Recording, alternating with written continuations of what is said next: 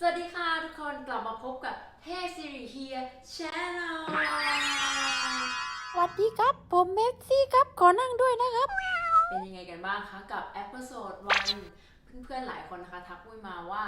เฮ้ยรู้สึกว่าเรื่องราวที่มุ้ยแชร์มันรีเลทกับเขามากเพราะฉะนั้นนะคะมุ้ยเลยตัดสินใจว่าเรามาทำเอพิโซด2ต่อในเรื่อง How to get US M1 Visa for Dancer ค่ะ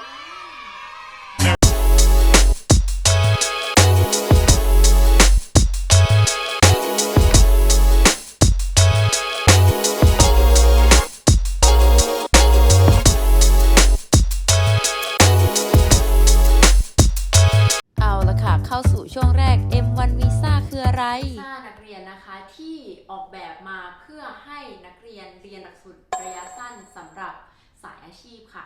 อย่างมุ้ยนะคะเป็นนักเต้นก็สามารถเรียนเต้นได้หรือใครอยากเป็นนักบินก็สามารถมาลงระยะสั้นเป็นนักบินหรือว่าเรียนทำอาหารเรียนแต่งหน้าอะไรที่มันเป็นจำพวกนี้นะคะสามารถใช้ M1 Visa เข้ามาได้ M1 Visa อยู่ได้นานหรือเปล่าอย่างของมุ้ยนะคะอยู่ได้5 ปีแต่ว่าเราแม็กซิมัมในการเข้ามา United States ครั้งหนึ่งคือ1 ปีต่อครั้งเพราะฉะนั้นแล้วเรา1 ปีปุ๊บกลับประเทศไทยแล้วเข้ามาใหม่ได้ในระยะเวลาแบบไม่เกิน5 ปีนี้เป็นต้นค่ะแต่ว่าไม่ใช่ทุกคนจะได้5 ปีนะคะอย่างเพื่อนมุ้ยที่มาจากบราซิลอย่างเงี้ยเขาได้ตามที่ขออย่างเช่นเขามาเรียน3 เดือนเขาก็ได้แค่3 เดือนเพราะฉะนั้นมุ้ยคิดว่าการที่เป็นคนไทยได้เปรียบกว่านิดนึงในการจะแบบขอวีซ่าได้ระยะยาวกว่าอะไรทำนองนั้นค่าใช้จ่ายเท่าไหร่เอเจนซี่เนี่ยประมาณ 9,000 กว่าบาทขอไม่เอ่ยว่าที่ไหนเพราะว่าเขาไม่ได้ให้สปอนเซอร์นะคะค่าที่เราจะต้องจ่ายวีซ่าเนี่ยต่างหากประมาณ40 USD ดอลลาร์นะคะโดยทั้งสิ้นเนี่ยก็ค่าใช้จ่ายประมาณ10,000นิดๆสำหรับการขอ M1 วีซ่านะคะแต่ว่าเพื่อนๆสามารถขอเองได้นะคุยเป็นคนแบบไม่มั่นใจไงเรามาประเทศเนี้ยครั้งแรกเรากลัวมันจะผิดพลาดถ้าเราทำเองเราก็เลยแบบจ้างเอเจนซี่ดีกว่าแต่นี้สุดแล้วแต่เพื่อนๆนะมันไม่ได้ทำยากขนาดนั้นคุณสมบัติของผู้จะได้ M1 Visa อันดับแรกนะคะต้องมี Bank Statement 6 เดือนย้อนหลังเนี่ยมากพออันดับ2นะคะเคยไปต่างประเทศมาบ้างแล้วถ้าพาสปอร์ตเพื่อนๆขาวเลยอย่างเงี้ยมันก็จะยากหน่อยต่อการจะขอให้ผ่าน3เลยคือสื่อสารภาษาอังกฤษดีพูดได้ฟังรู้เรื่องเพราะไม่ฉะนั้นนะคะเวลาเราไปเรียนหลักสูตรระยะสั้นเนี่ยมันมีเพื่อนนานาชาติมามากมายและถ้าเราพูดสื่อสารไม่ได้เวลาเราคุยกับสถานทูตตอนสัมภาษณ์เนี่ยก็มีเปอร์เซ็นต์ที่จะไม่ได้สูงข้อที่4นะคะพื้นฐานความรู้ที่จะมาเรียนที่เนี่ย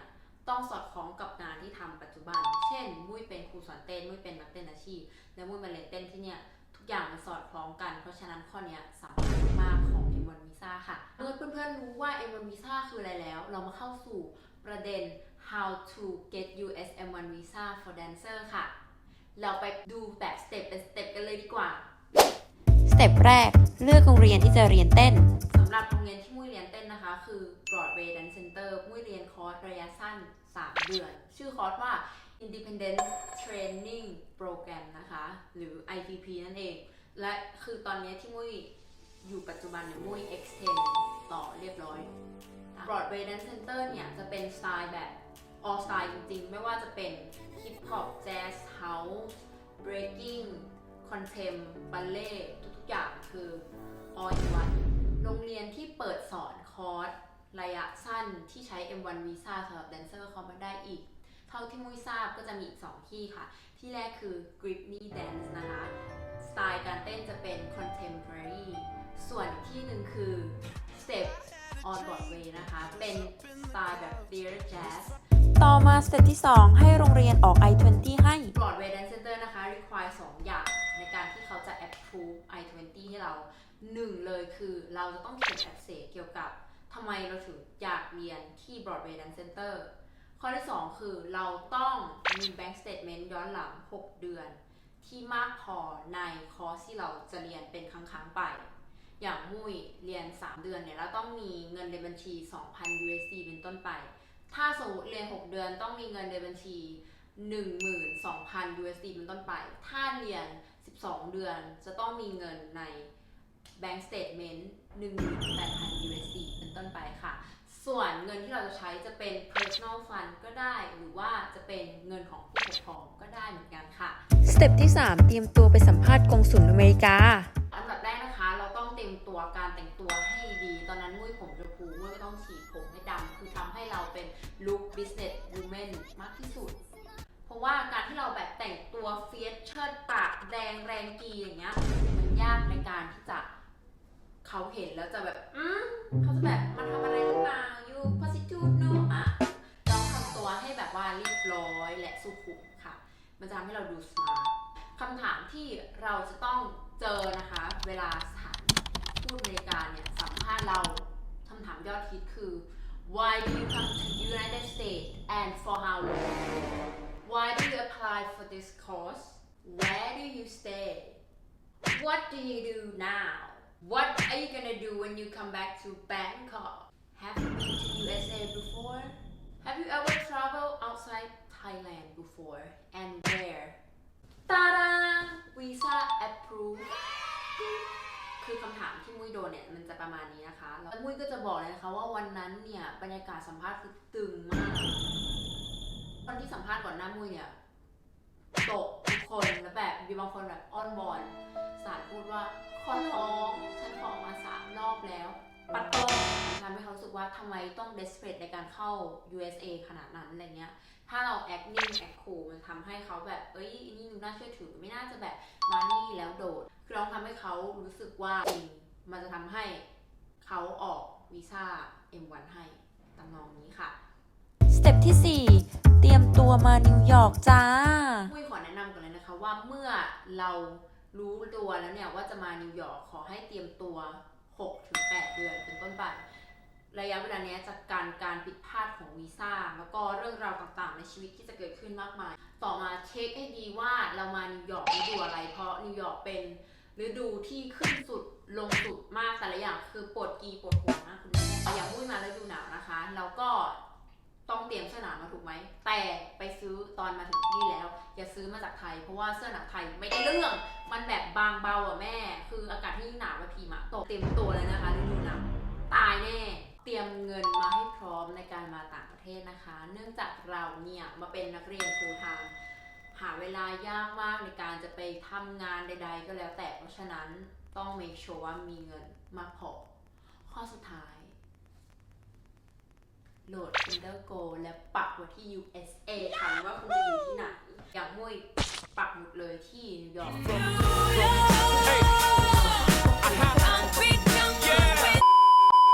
ใครจะไปรู้ว่าเราอาจจะเจอ the love of your life the love of my life ก็ได้อย่างเพื่อนมุ้ยนะคะแต่งงานเพราะใช้ Tinder Go อย่างมุ้ยไม่ได้แต่งงานแต่ว่าเจอแฟนเพราะว่าใช้ Tinder Go นะคะส่วนถ้าใครอยากรู้ว่า how to find แฟนที่ Tinder Go ทำไงเนี่ยต้องเอพิโซดต่อไปโอ้พระเจ้าจอร์จนะคะ สเต็ปที่ 5 เตรียมตัวมาเจอตม.อเมริกา เวลาเราเจอกับตม. USA นะคะเราต้อง act นิ่ง act cool เพราะไม่งั้นเขาจะไล่เรากลับได้นะคะแล้วก็คำถามยอดฮิตที่เราจะเจอในตม. USA นะคะคือ What do you do back home Where do you stay How long do you stay When do you go back How much do you prepare to come here You aren't here to working right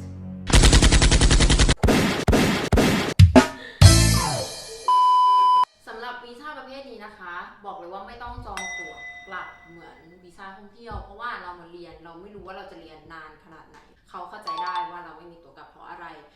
อยากจะฝากอะไรถึงคนที่มาตามฝันที่นิวยอร์กอย่าใจร้อนค่ะทุกคนเพราะว่าทุกอย่างเนี่ยใช้เวลากรุงโรมไม่ได้สร้างเสร็จภายในวันเดียวถูกไหมคะเช่นเดียวกันว่าการเราอยู่ที่นี่เนี่ยไม่สามารถประสบความสำเร็จได้ด้วยวันเดียวมุ้ยตอนนี้อยู่มาทั้งหมด6 เดือนเริ่มรู้สึกว่าทุกอย่างเริ่มเข้าที่เข้าทางแต่บางคนอาจจะใช้เวลา2 ปี3 ปีก็ได้จึงจะรู้สึกว่าเฮ้ยที่นี่คือที่ของเราเวลาจะเป็นเครื่องพิสูจน์ใจคนค่ะว่าเราเหมาะกับที่นี่หรือเปล่าหรือเราอาจจะไม่ได้เหมาะกับที่นี่ก็ได้ทำทุกอย่างให้ดีที่สุดแล้วให้เวลาให้ผลงานเป็นตัวตัดสินค่ะ ต่อมาทุกครั้งที่ท้อนะคะ ให้เรานึกย้อนไปถึงเหตุผลที่เรามาแต่แรกว่าเรามาที่นี่ทำไม ไม่ต้องห่วงว่าเฮ้ยเราหายจากที่ไทยมาเป็นแบบปี2 ปีทุกคนอาจจะลืมเราเฮ้ยไม่มีใครลืมเรา ไทยยังคงเป็นบ้านเราเสมอ ที่นี่คืออนาคตของเรา ก็ไปให้สุดในทางของตัวเองนะคะ ดูแลสุขภาพตัวเองให้ดีๆด้วย กินน้ำมาเยอะ นอนพักผ่อนให้เพียงพอ เพราะว่าค่ารักษาพยาบาลที่นี่คือแบบแพงมากทำให้เต็มที่ก็จริง แต่ว่า